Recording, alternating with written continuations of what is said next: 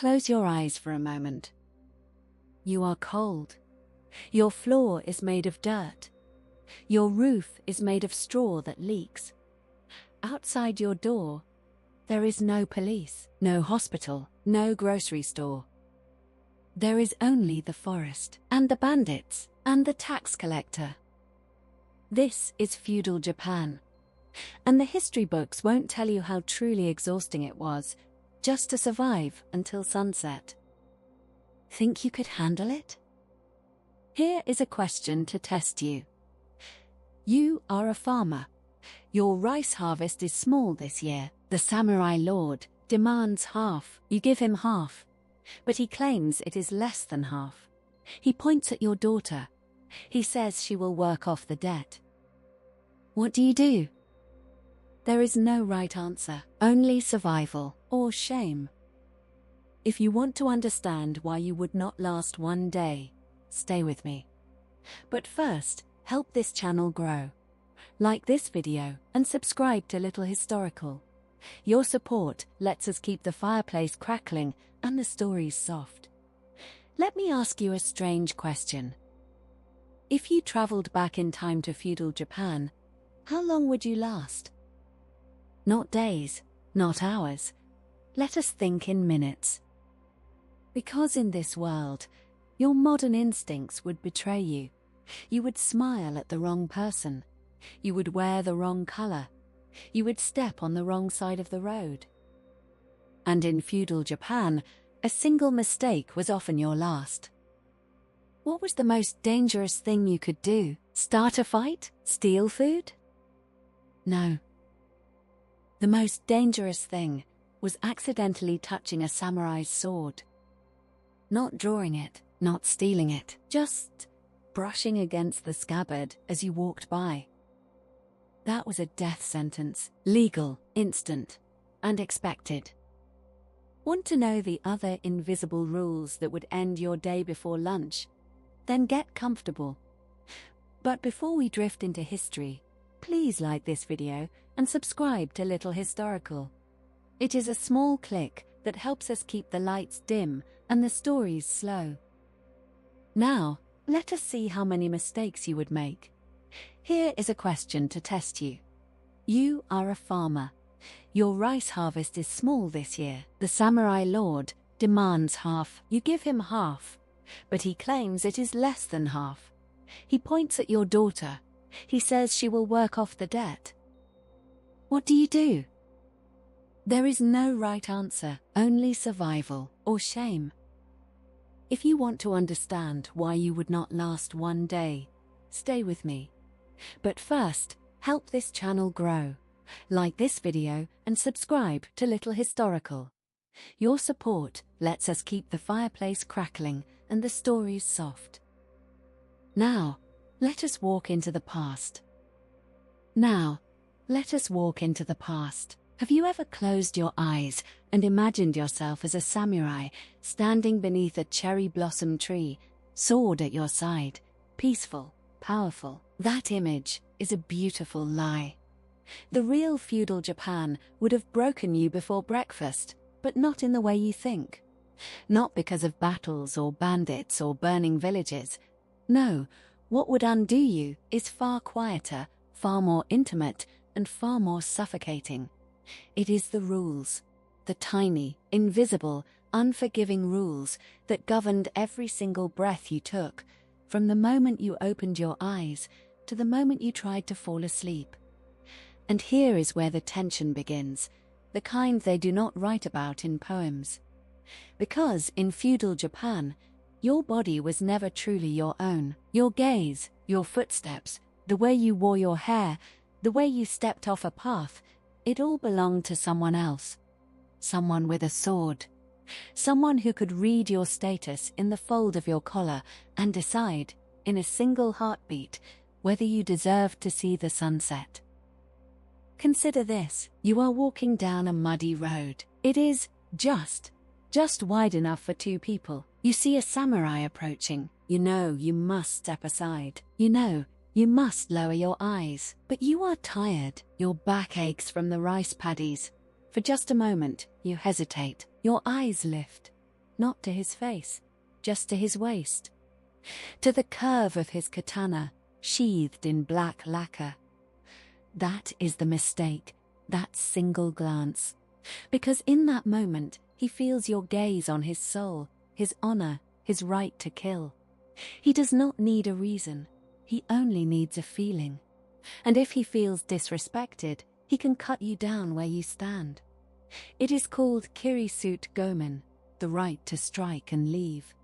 No court, no witness, just the wet sound of a blade and your body crumpling into the mud. The other farmers will not look at you. They will not bury you. They will step over you and keep walking, grateful it was not them. This is the unspoken terror of feudal Japan, not the enemy armies, not the famines, but the constant gnawing knowledge that your life is a thread held between the fingers of every armed man you pass. You learn to read moods like a merchant reads coins. Is his brow furrowed?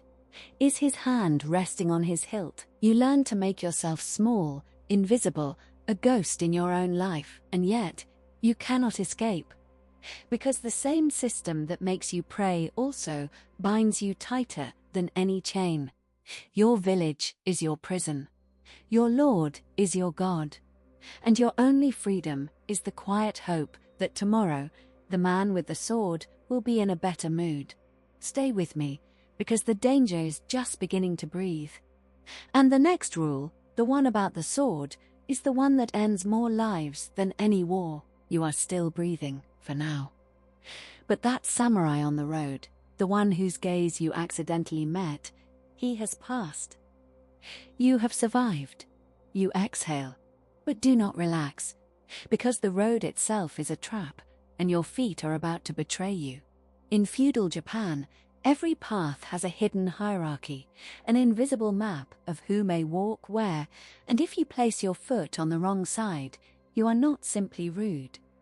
You are inviting death. The center of the road belongs to the noble. The left side belongs to the samurai. You, a farmer or merchant, you take the edge, the mud, the weeds. You press your body against the bamboo fence, and you wait. But here is the cruel twist. Even waiting can be an insult. If you turn your back, you are showing disrespect. If you face him, your eyes are a threat.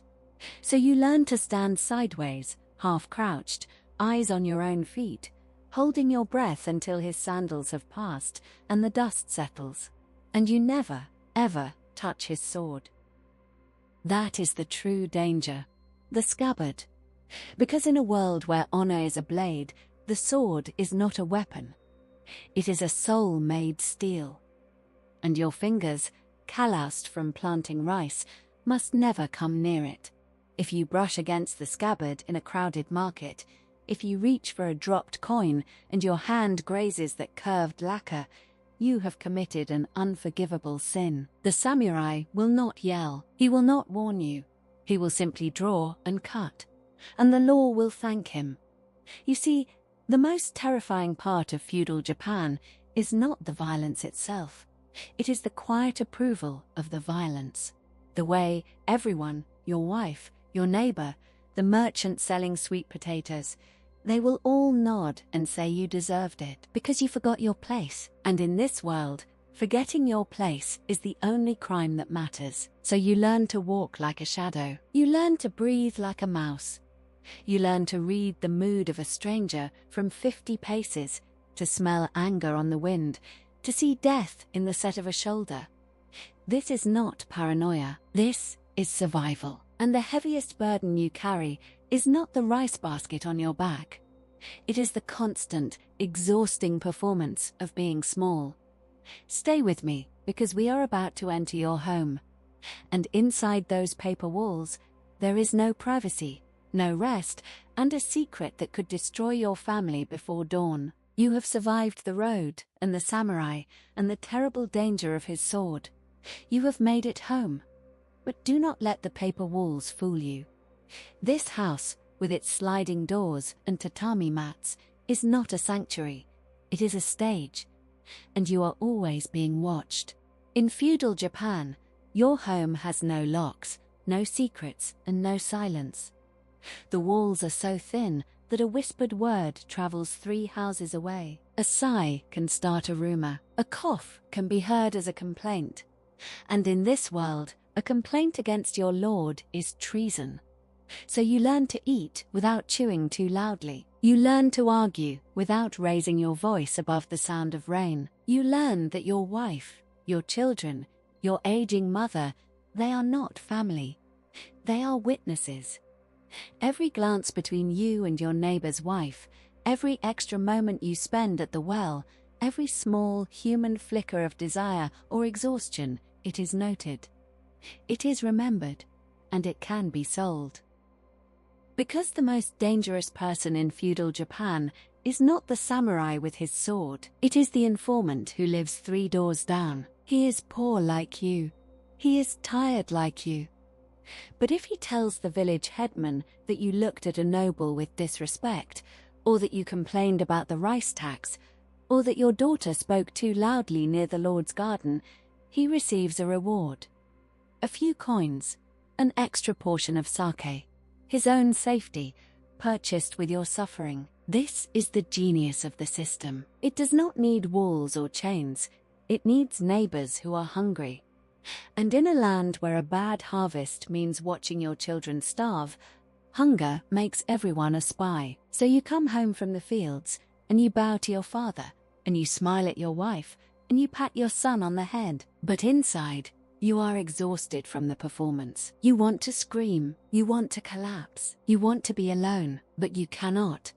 Because even here, behind closed doors, there is a sword, not made of steel, made of whispers. And one wrong word, one honest moment, one night of weakness will be carried to the Lord before the sun rises. Stay with me, because the worst is not outside your door. The worst is inside your own bowl, and the next meal might be your last. You have navigated the road, the sword, and the whispers of your neighbors. You have survived the morning. But now the sun is high, and your stomach is empty. And this is where feudal Japan delivers its most intimate cruelty. Not to your pride, not to your freedom, but to your body. You sit down to eat, and your bowl contains 2 things: cold, grey barley rice, and a single bitter pickle. No meat, no fish, no egg. The Buddha's law says killing animals is a sin, and your Lord has embraced this law, at least for you. For him, there is wild boar and crane and sake. For you, there is barley and salt and the constant grinding ache of hunger. But even this meager meal is not safe. Because in feudal Japan, your food is a test.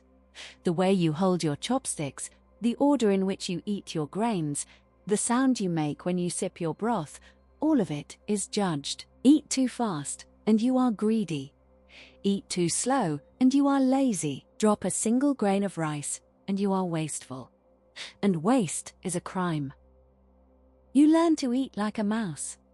Tiny bites, long pauses, your eyes on your bowl, never looking at the delicacies on the Lord's table, even though you can smell the roasted fish from across the room.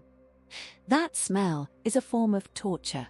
A slow, fragrant reminder of everything you will never taste. But there is a deeper hunger here, one that has nothing to do with food. It is the hunger for flavor, for pleasure, for the simple joy of a sweet thing on your tongue.